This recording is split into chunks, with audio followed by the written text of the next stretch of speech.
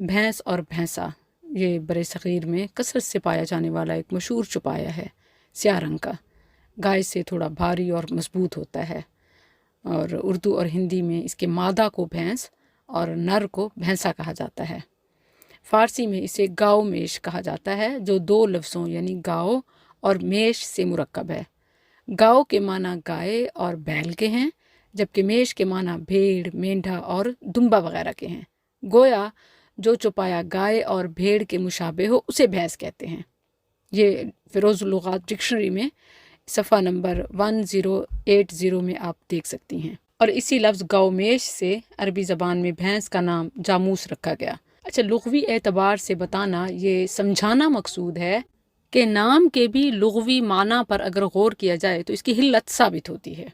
यानी जिस तरह भेड़ बकरी और गाय वग़ैरह कुर्बानी के लिए साबित हैं, इसी तरह ये भी अपने नाम के हिसाब से भी लुग़तन उन्हीं की किस्म से है, तो लुग़वी एतबार से भी इसका सबूत मिलता है। गोया भैंस गाय ही की एक किस्म है जिसमें गाय और भेड़ दोनों की मुशाबियत होती है। और इस बात पर कि भैंस गाय ही की एक किस्म है और ये कुर्बानी के लिए जायज़ है, इस पर अहले इल्म और मुहद्दिसीन का इजमा है। बिदायतुल मुज्तहिद में 192 के रेफरेंस के साथ है, अजमा अल उलमा अला जवाज़ ज़हाया मिन जमीई बहीमतिल अनआम। तमाम चौपायों की कुर्बानी के जवाज़ पर उलमा का इजमा है और भैंस का बहीमतुल अनआम में से होना अज़हर मिन शम्स है। गोया भैंस की कुर्बानी के जवाज़ पर भी उलमा का इजमा है। इमाम अहमद बिन हम्बल रहमहुल्लाह से पूछा गया कि क्या भैंस की कुर्बानी में 7 हिस्से हो सकते हैं, तो उन्होंने फरमाया मुझे इसमें किसी के इख्तलाफ का इल्म नहीं, यानी इस पर इजमा है। आप इसे मसाइल अल इमाम अहमद व इसहाक बिन रहवे में 4027 के रेफरेंस से देख सकते हैं। इसी तरह हाफिज इब्ने कुद्दामा रहमहुल्लाह अपनी किताब में सफ़ा नंबर 594 पर लिखते हैं, ला खिलाफ फ़ी हाज़ा नअलम। हमें इस मसले यानी भैंस की कुर्बानी के मसले में इख्तलाफ का इल्म नहीं, यानी गोया वो भी इजमा ही की तायद करते हैं कि आज तक किसी ने इख्तलाफ नहीं किया, कम से कम मैं नहीं जानता। और यही बात इब्ने मुंदर रहमहुल्लाह ने फरमाई। जब भैंस की कुर्बानी के जवाज़ पर इजमा है और इजमा भी दलील शरई है, तो गोया भैंस की कुर्बानी के जवाज़ पर भी दलील शरई मौजूद है। अब लुग़वी एतबार से भी शरई एतबार से भी अहले इल्म का इजमा इस बात की दलील है कि ये बहीमतुल अनआम में जब शामिल है तो कुर्बानी बिल्कुल जायज़ है। और मुहद्दिसीन के नज़दीक भी इमाम मालिक बिन अनस मदनी रहमहुल्लाह मुअत्ता इमाम मालिक में फ़रमाते हैं, सफ़ा नंबर है 366, इन्नमा हिया बाक़रुन, ये भैंस गाय ही है। और किताबुल अम्वाल लि अबी उबैद में 994 के रेफरेंस के साथ है कि गाय और भैंस बराबर है, अल जामूस वल बकर सवाउन, गाय और भैंस बराबर हैं। सुफियान सोरी रहमहुल्लाह रकमुल हदीस है 6851, तहसिबुल जवामीस माल बकर, भैंसों को गाय के साथ शुमार किया जाएगा। हसन बसरी रहमहुल्लाह फरमाते हैं, मुसन्निफ इब्ने अबी शैबा में 10848 के रेफरेंस से है, अल जवामीस बिमंजिलतिल बकर, भैंस गाय के दर्जे में है। अब देखें कि जिन नामों के साथ हमेशा अकायद को और आमाल को रिलेट किया जाता है, फिर उन्हीं की बात से इनकार क्यों करते हैं? सिर्फ इसलिए कि हमारे यहाँ यानी बरसग़ीर में पाई नहीं जाती, की नहीं जाती। तो याद रखें कि बेशक उस वक़्त भी नहीं पाई जाती थी जज़ीरतुल अरब में, लेकिन ना पाया जाना या ना होना उसकी हुर्मत की दलील नहीं हो सकता।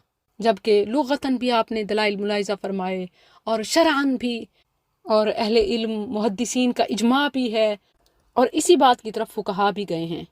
फ़िक़्ह हनफ़ी की तमाम कुतुब में भैंस को गाय की जिन्स और नौ से करार देकर कुर्बानी को जायज़ करार दिया गया है।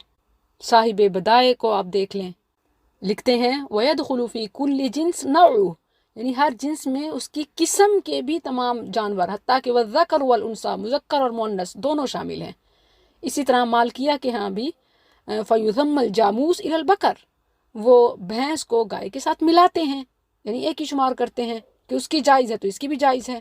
इसी तरह मज़हब शाफ़ी में भी ज़कातुल गनम के चैप्टर में है, वल बकरु व यशमुलुल जामूस, कि गाय भैंस को भी शामिल है। इसी तरह हनाबिला के यहाँ भी, जैसे इमाम अहमद बिन हम्बल के हवाले से है कि उनसे जब भैंस की कुर्बानी में 7 हिस्सों का पूछा गया तो उन्होंने फरमाया कि मुझे तो इस बारे में किसी इख्तलाफ का इल्म ही नहीं, یعنی یہ بات تو اجماع سے ثابت ہے۔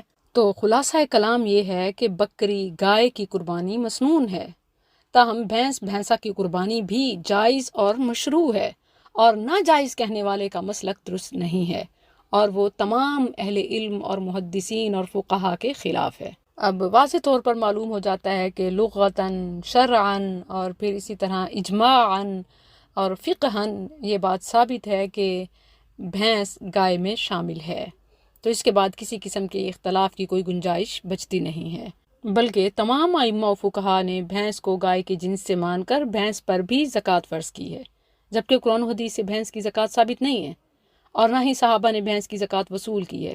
ظاہر وجہ یہ تھی کہ عرب میں بھینس پائی نہیں جاتی تھی، اور آج بھی نہیں ہے۔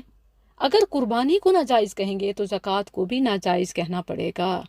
اسی لیے جس طرح بھینس کی زکوٰۃ صحیح ہے، اس کے گوشت، دودھ اور دہی گھی کا استعمال درست ہے، اسی طرح قربانی بھی صحیح ہے۔ اور سب سے بڑی دلیل ہمارے پاس اللہ عز و جل کا فرمان ہے، سورۃ المائدہ آیت 1، احلت لکم بہیمۃ الانعام، تمہارے لیے مویشی چپائے حلال کیے گئے ہیں۔ اس آیت میں تمام مویشی چپائے شامل ہیں، جو حرام ہیں ان کو مستثنا کر دیا گیا۔ اور لفظ انعام نعم کی جمع ہے، پالتو جانور جیسے اونٹ، گائے، بھینس، بکری، جن کی 8 قسمیں سورہ انعام میں بیان فرمائی گئی ہیں، ان کو انعام کہا جاتا ہے۔ بہیمہ کا لفظ عام تھا، انعام کے لفظ نے اس کو خاص کر دیا، یعنی سورۃ الانعام میں بالعموم اور سورۃ المائدہ میں بالخصوص۔ بہیمۃ الانعام میں اونٹ، بکری، گائے، بھینس، ان تمام کو حلال کیا گیا ہے۔ تو پھر صرف قربانی کے وقت اب بھینس کو علیحدہ کیوں اور کیسے کر لیتے ہیں؟ بھینس کو صرف قربانی کے وقت ناجائز اور حرام سمجھنا، یہ دین اور عقل